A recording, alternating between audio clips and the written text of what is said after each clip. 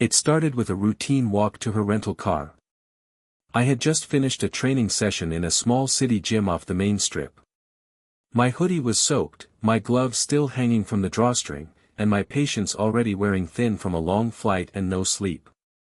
But I needed that late-night session. The fight was only 2 weeks away, and my rhythm had to be perfect. The parking lot was mostly empty, dimly lit, with one security light buzzing overhead. I was alone. Or so I thought. "Ma'am," came a sharp voice from behind me. "You can't be here." I turned slowly, still rolling the stiffness out of my shoulders. A local police officer stood near the rear of his cruiser, hand on his utility belt. He was young, maybe early 30s, face stern and cocky like he was rehearsing for a movie. I gave a quick nod. "I just finished at the gym," I said plainly. "Heading to my car." But he didn't back down.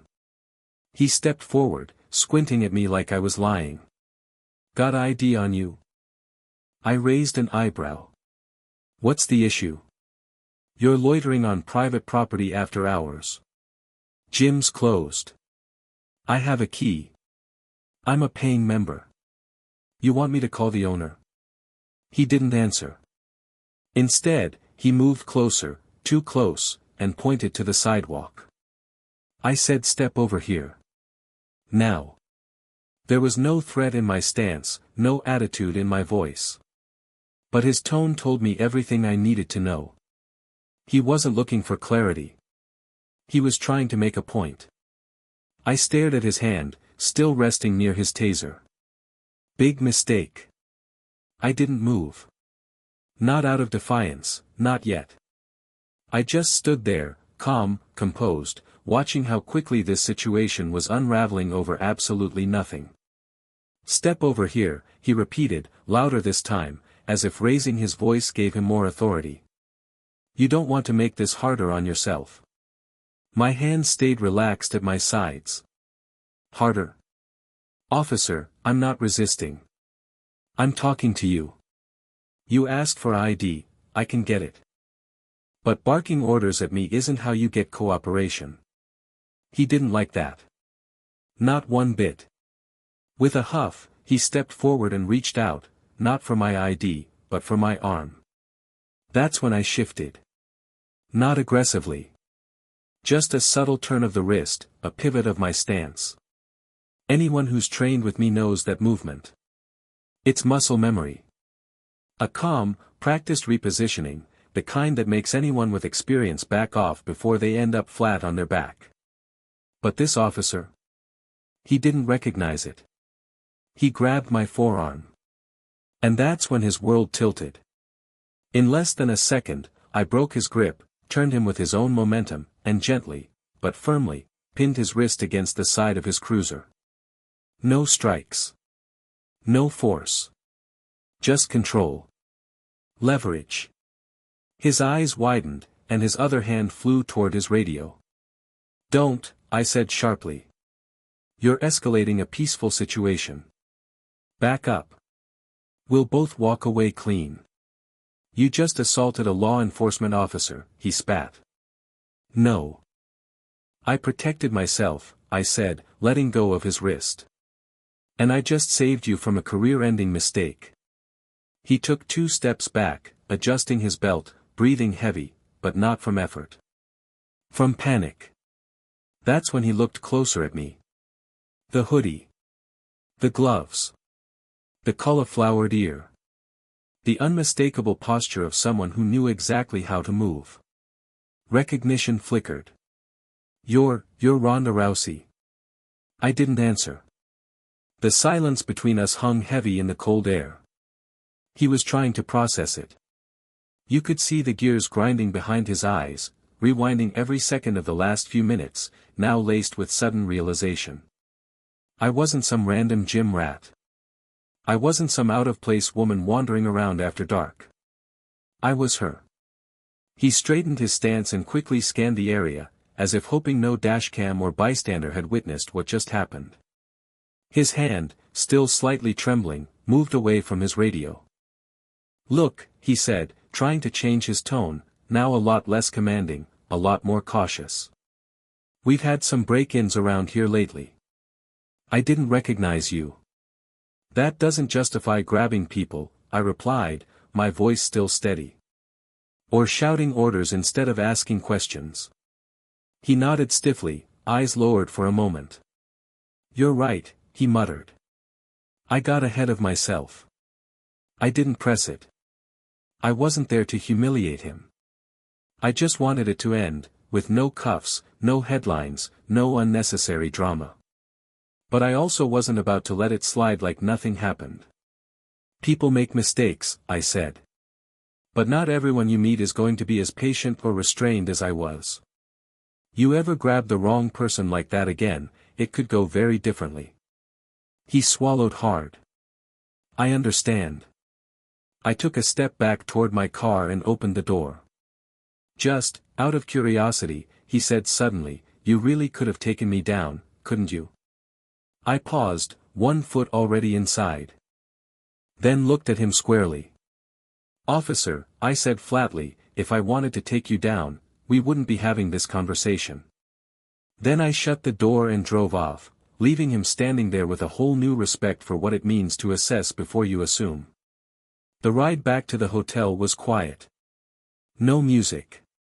Just the hum of the tires and the echo of what had just happened playing over in my mind. It wasn't the first time someone had underestimated me. Wouldn't be the last. But it always landed the same, with someone realizing a little too late that appearances don't tell the full story.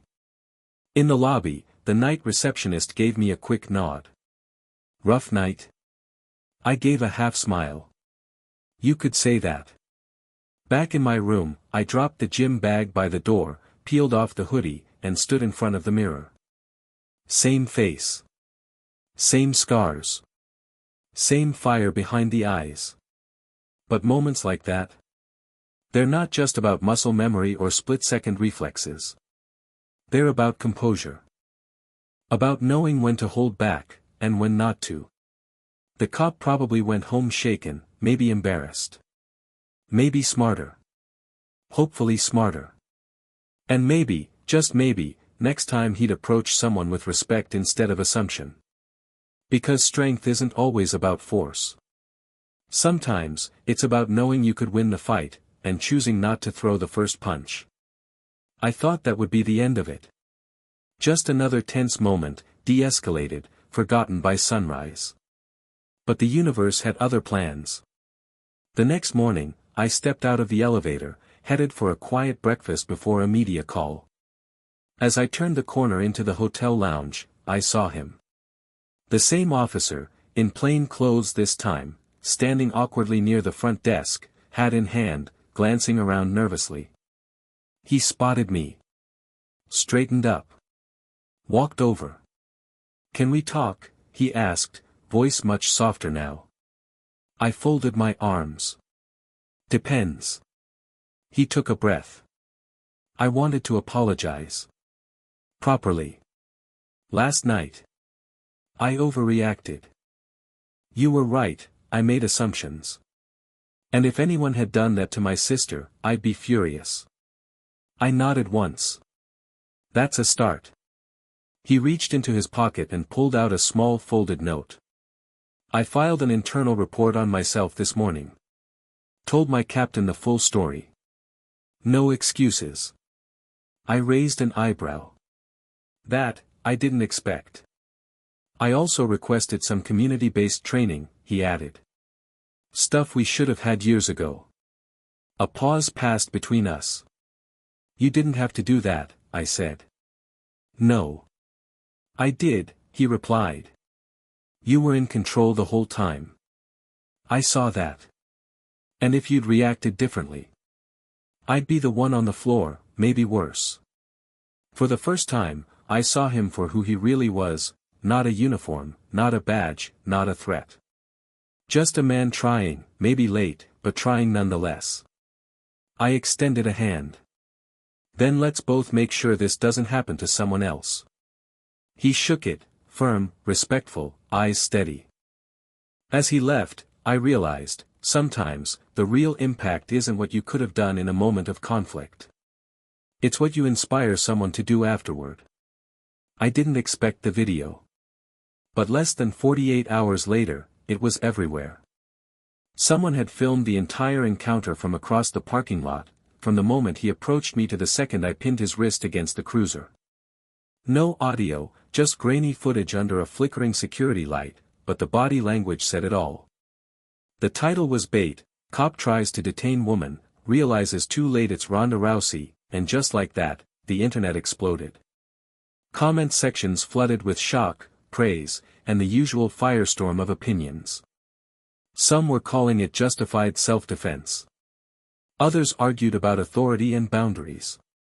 But most were locked on one thing: how calm I stayed while being physically grabbed, and how easily I flipped the script without throwing a single punch.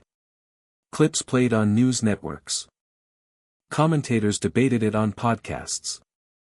I got tagged in thousands of posts, memes, breakdowns, slow-motion replays. A producer even reached out about an interview. At first, I didn't respond. I didn't want it to be about going viral. But then I saw something that changed my mind. A young woman, early 20s, had reposted the clip with a caption that hit me like a jab to the ribs: "I've been in that moment." I froze. I wish I knew then what she knew. That's when it clicked. This wasn't about fame. It was about power. Not the kind you use in the ring, but the kind that tells others, you don't have to be afraid to stand your ground. The cop. He reached out too. Publicly. Posted his own statement, admitting fault. Praising my restraint. Owning the moment without excuses. And that shifted everything. By the end of the week, the narrative had shifted. What started as a late-night misunderstanding became a national conversation about discipline, restraint, and recognizing strength in forms most people overlook. I didn't ask for the spotlight, but there it was, burning hot and bright. I finally agreed to one interview. Just one. A respected journalist sat across from me in a quiet studio, cameras rolling, lights low. No hype, no dramatics. Just two chairs and the truth. "Ronda," she began, "you didn't hit him. You didn't throw a single strike. Why?" I leaned forward slightly. "Because I didn't need to." She paused, surprised. "You mean physically?" "I mean emotionally. Mentally. Spiritually. I didn't need to win that way. I just needed to show control." He was out of line, yeah, but two wrongs don't make a lesson. One calm response does. She let the silence sit for a moment before asking, "Were you ever afraid?" "No," I said, honestly. I was disappointed. There's a difference. The clip went viral again, this time, not because of what I did, but because of what I didn't do. Police departments started requesting use of the footage in training sessions. Self-defense groups reposted it as a masterclass in situational control. Young girls began tagging me with videos of their first jiu-jitsu classes, writing, "If Ronda can stay calm under pressure, so can I." It hit deeper than any belt or trophy ever had. And the cop. He kept his word. Took every training course he could, spoke on panels, even met with local gym instructors to better understand body language and conflict response. Sometimes, the fight that matters most, isn't in the octagon. Weeks passed. I went back to training, back to the rhythm of sweat, repetition, and silence between the noise. But something had changed, not in how I fought, but in how I walked into rooms. There was a new kind of attention now. Not the usual, UFC champion, stuff. This was different. Sharper. Deeper. I saw it in the way strangers looked at me, with a mix of respect and curiosity. Then one day, my manager got a call. It was from a leadership summit being held in D.C., law enforcement, military, public safety officials. They wanted me to speak. Not about fighting. About response. About what to do when you're underestimated, and how to handle it without destruction. At first, I laughed. You want me to talk to a room full of cops? But the organizer was direct. You didn't embarrass that officer. You gave him a second chance. That's leadership. And we need more of that in the room. So I flew out. No makeup crew. No entourage. Just a black blazer, my gloves and my carry-on, and a clear head. When I stepped on stage, I saw uniforms. Badges. Brass. Some skeptical. Some leaning in. And I told them everything. I spoke about that night. About how power doesn't mean dominance. How strength without discipline is just chaos. And how the moment you stop listening, is the moment you lose control. They didn't clap at first. They just absorbed.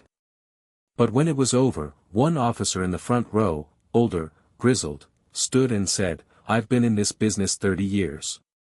And tonight, a fighter taught me more than a dozen manuals ever did. The applause that followed wasn't for a victory in a cage. It was for something bigger. After the summit, I slipped out the side door. No press, no handshakes, just the quiet streets of DC under soft orange lights. I walked alone for a while, passing strangers who didn't recognize me, and for once, I didn't mind. This whole thing had started with one tense moment in a dark parking lot. A cop with something to prove. A woman who didn't flinch. And a lesson neither of us expected to teach, or learn. Now that moment had rippled outward, reaching people I'd never meet. Young girls finding their voice. Officers rethinking their approach. Leaders talking less about control and more about composure. Funny how life works. You train for years, imagining the biggest fights will happen in front of thousands, under lights, with a title on the line. But sometimes the real championship moment. It happens when no one expects it, not even you. No gloves. No cameras. Just pressure, instinct, and choice. As I stood at the edge of the Potomac, looking out over the water, I thought about what that officer might be doing now. Hopefully better.